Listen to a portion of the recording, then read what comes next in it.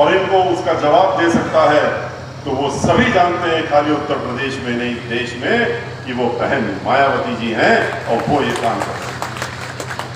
आज प्रदेश में किस तरह का माहौल है, और खास तौर से दलित समाज और ब्राह्मण समाज जिस तरीके से उनके ऊपर ये पूरे प्रदेश में एक एक करके हमलावर हो रहे हैं, उनको बेइज्जत करने का काम कर रहे हैं, उनको इतना डराने धमकाने का काम कर रहे हैं, इस उम्मीद से कि शायद ये चुप होकर के बैठ जाए।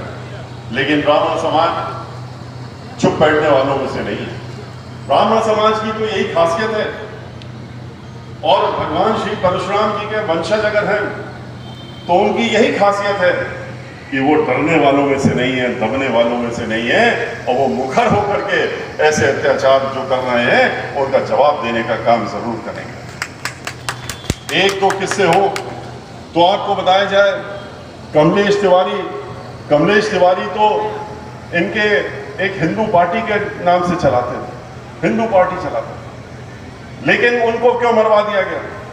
क्योंकि वो ब्राह्मण समाज के लोगों के बारे में आवाज उठाते थे और सरकार का विरोध करने का काम करते थे, इसलिए उनको गोलियों से भून दिया गया। जब यह हुआ कि ऐसा किसने किया, तो पुलिस वालों ने कहा कि बड़ा मुश्किल हो रहा है उन लोगों को ढूंढना, क्योंकि वो लोग तो गुजरात से आए थे और इनको मार करके चले गए। किस तरीके से रायबरेली में जैसे ही इनकी सरकार आई थी, भारतीय जनता पार्टी की इन्होंने शुरुआत कर दी थी। 5 ब्राह्मण समाज के नौजवान साथी, उनको उनके हाथ पैर पहले कटवाए गए, उसके बाद उनको जलाने का काम किया गया, गाड़ी में बैठाल के आग लगा दी, जला दिया, और कहा उनके मंत्री ने, वहां के कबीना मंत्री, वो अपनी पीठ ठोकने का काम करते हैं और कहते हैं कि ये ब्राह्मण समाज के अपराधी हैं और इनको ये सबक सिखाया गया है, ये बहुत अच्छा काम हो रहा है। हम उनके घर गए, जब हम रायबरेली गए और उनके घर गए, हमने तो सोचा बहुत बड़े अपराधी थे, इनके यहाँ तो बहुत कुछ पैसा होगा, रुपया होगा, बड़े अपराधी हैं तो कुछ ना कुछ तो पैसा होना चाहिए। लेकिन वहां तो 10 बाई 10 की एक झोपड़ी थी, उस झोपड़ी में ही वो लोग रहते थे और उस झोपड़ी को भी जलाने का काम किया। वहां से शुरुआत कर दी थी इन्होंने ब्राह्मण समाज के ऊपर प्रहार करने की। उसके बाद तो छड़ी लग गई। गोरखपुर में वरिष्ठ अधिवक्ता, उनको गोलियों से भून दिया गया। क्यों? क्योंकि वो भी जो थे मुखर होकर के और ब्राह्मण समाज की बात करते थे, इनका विरोध करते थे। उसी तरीके से लखनऊ में एक अधिवक्ता ब्राह्मण समाज का, उसको भी मार दिया गया। और कानपुर के किस्से के बाद तो अनेकों ऐसे लोगों की हत्याएं हो गई जिनका कोई लेना देना भी नहीं था बिकरू कांड से, उनको भी मरवाने का काम किया गया। बुंदेलखंड में महोबा में एक व्यापारी, ब्राह्मण समाज का मजबूत व्यक्ति था, वो व्यापारी भी था, वो सब समाज के लिए काम करता था और खास तौर से ब्राह्मण समाज की और दलित समाज की बहुत देखरेख करने का काम करता था। लेकिन उनको गाड़ी में रोक करके और गाड़ी के अंदर उनका शूट आउट कर दिया। जब वहां के पूरे क्षेत्र में आंदोलन छिड़ गया तो तब कहा गया कि उसने तो आत्महत्या की थी और उसने अपने हाथ से गोली मार ली अपने आप को। बाद में खुलासा हुआ, जब मोबाइल की वार्ता सामने आई तो उससे पता लगा कि उसने आत्महत्या नहीं की गई थी, उसको तो बाकायदा धमकी देने के बाद उसकी हत्या की गई थी और पुलिस के एक बड़े अधिकारी ने उसको गोली मारी। जब उस अधिकारी को पकड़ने की बात हुई तो उससे कहा गया कि तुम तुरंत उत्तर प्रदेश छोड़ दो, उत्तर प्रदेश छोड़ करके और किसी और जहां भारतीय जनता पार्टी की सरकार चल रही है वहां चले जाओ, और भेजने का काम कर दिया। और वो 1 साल से वहां बैठे हुए हैं। यहाँ की पुलिस, यहाँ के लोग उनको ढूंढ भी नहीं सकते, आराम से बैठे हुए हैं, इंतजार कर रहे हैं कि जब ये मामला ठंडा हो जाएगा तो हम फिर से वापस उत्तर प्रदेश आकर के और फिर से अत्याचार शुरू कर देंगे। आप देखिए कानपुर के मामले में ब्राह्मण समाज का एक व्यक्ति नहीं मारा गया, आधा दर्जन से ज्यादा लोगों को वहां पर मार दिया गया।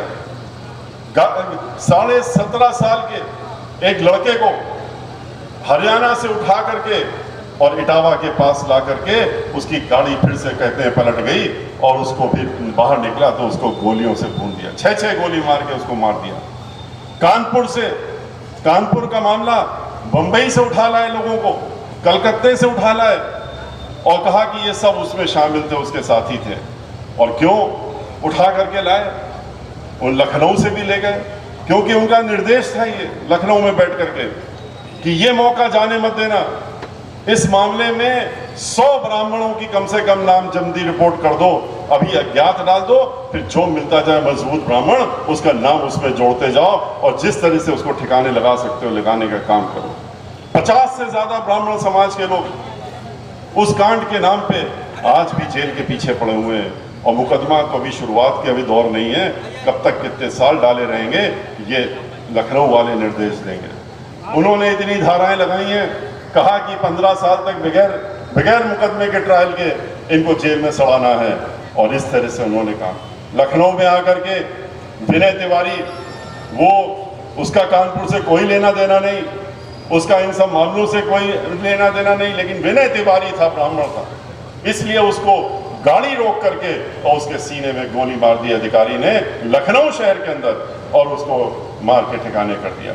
इतना ही नहीं, आपने देखा मिर्जापुर में 3 बच्चों को जो भी बालिग भी नहीं हुए थे उनको उठवा लिया, क्योंकि उनके पिता जो रिटायर्ड कर्नल थे और दूसरे चाचा भी आर्मी में थे, मजबूत लोग थे, डरने दबने का काम नहीं करते थे, खुल के बोलते थे, उनके बच्चों को उठा ले गए और उसके बाद उनकी बाद में मार दिया और मरने की आंख तक निकाल ली। और उसके बाद जब हल्ला हुआ, शोर हुआ वहां पर, तो कहते हैं कि हम इसकी इंक्वायरी करा देंगे।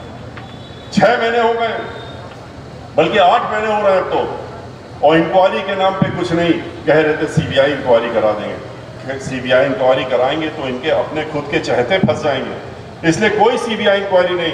अब वो लोग हाई कोर्ट गए हैं और उच्च न्यायालय में अपना सीबीआई इंक्वायरी के लिए बात हो रही है, वहाँ हम लोग भी उनके साथ में खड़े हुए हैं। इतना ही नहीं, कानपुर के कांड में तो इन्होंने मर्दों को तो जो किया ही, उन्होंने जिन आदमियों को गोलियों से उड़ाया वो तो अलग है, लेकिन साथ में खुशी दुबे, जिसका क्या दोष था, वो तो 16.5 साल की लड़की थी, एक दिन पहले शादी होकर के घर में आई थी और उसका 30 तारीख को शादी होती है, 1 तारीख उसका पहला दिन, घर में मेहंदी भी नहीं उसकी सूखी थी, और 2 तारीख को उठा ले गए और उठा करके पहले अज्ञात स्थान पे रखा और उसके बाद ले जा करके जेल में बंद कर दिया।